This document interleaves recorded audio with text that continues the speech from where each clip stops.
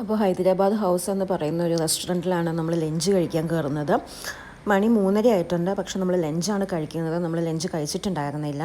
എല്ലാവരും ഓരോരുടെ സീറ്റിലൊക്കെ ഇരിക്കാൻ തുടങ്ങി. എല്ലാവരും ഫുഡുകൾ ഏതൊക്കെയാണെന്ന് നോക്കി സെലക്ട് ചെയ്യാൻ തുടങ്ങി. ജാനിയും ഒരു സീറ്റിലിരുന്നു. ഞങ്ങൾ പല ഫുഡുകൾ പറഞ്ഞു, അതെല്ലാം വന്നു. Mix fried rice, veg fried rice, chicken biryani.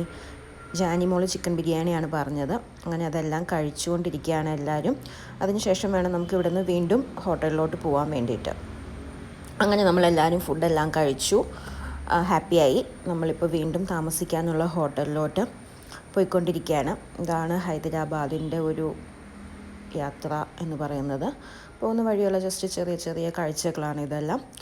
ഭയങ്കര ബ്ലോക്കാണ്. നമ്മൾ ഒരു പരിധിവരെ ബ്ലോക്കൊന്നും ഉണ്ടായിരുന്നില്ല. അതിനുശേഷം നമ്മൾ ടൗണിലോട്ട് എൻ്റർ ചെയ്തപ്പോൾ മുതൽ നല്ല ഹെവി ട്രാഫിക്ക് തുടങ്ങി. അതുവരെ ബ്ലോക്ക് ഉണ്ടായിരുന്നില്ല.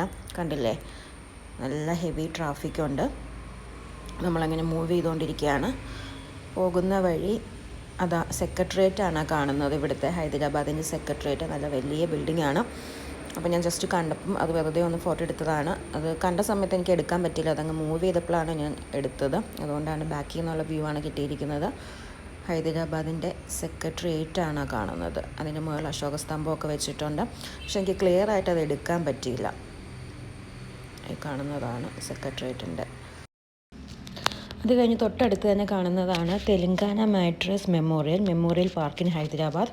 നമ്മുടെ രക്തസാക്ഷി മണ്ഡപം എന്നൊക്കെ പറയില്ലേ, അത് നല്ല ഭംഗിയുണ്ട് അത് കാണാൻ വേണ്ടിയിട്ട്. അപ്പോൾ എല്ലാവരും ഫോട്ടോസും വീഡിയോസും ഒക്കെ എടുത്തു. അത് കഴിഞ്ഞ് നമ്മൾ പിന്നെയും മൂവ് ചെയ്തുകൊണ്ടിരിക്കുമ്പം നമ്മൾ വലിയൊരു ബുദ്ധ സ്റ്റാച്ചു കണ്ടു. വെള്ളത്തിൻ്റെ ഒത്ത നടുക്കായിട്ടാണ് ബുദ്ധ സ്റ്റാച്ചു നിൽക്കുന്നത്. നല്ലൊരു ഭംഗിയുള്ള ബുദ്ധ സ്റ്റാച്ചു ആണ്. ഇത് ഹൈദരാബാദിൻ്റെ one of the famous tourist attraction തന്നെയാണെന്നാണ് പറയുന്നത്. നല്ല ഭംഗി.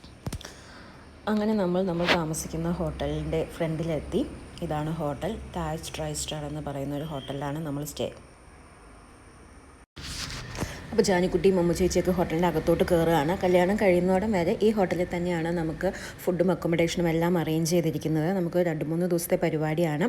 ഇന്ന് നമുക്ക് പെൺകുട്ടിയുടെ വീട്ടിലൊന്ന് പോകണം. അവിടെ ഹൽദി നടക്കുന്നുണ്ട്. അതിനുശേഷം നമുക്ക് ചെറുക്കൻ്റെ വീട്ടിലെ ദക്ഷിണ കൊടുപ്പ് ചടങ്ങുണ്ട്. പിന്നെ കല്യാണമുണ്ട്. കല്യാണത്തിന് ശേഷം വീണ്ടും പെൺകുട്ടിയുടെ വീട്ടിൽ അവരുടെ വക ഒരു റിസപ്ഷൻ, ചെറിയൊരു റിസപ്ഷൻ, ലഞ്ചിന് നമുക്ക് ഇൻവിറ്റേഷനുണ്ട്. അതിന് പോകണം. അപ്പം അങ്ങനെയാണ് കാര്യങ്ങൾ. അപ്പോൾ നല്ലൊരു കേരള ഹൈദരാബാദി തെലങ്കാന കല്യാണത്തിൻ്റെ വിശേഷങ്ങളുമായി നമുക്ക് അടുത്ത വീഡിയോയിൽ കാണാം. അതുവരെ ബൈ.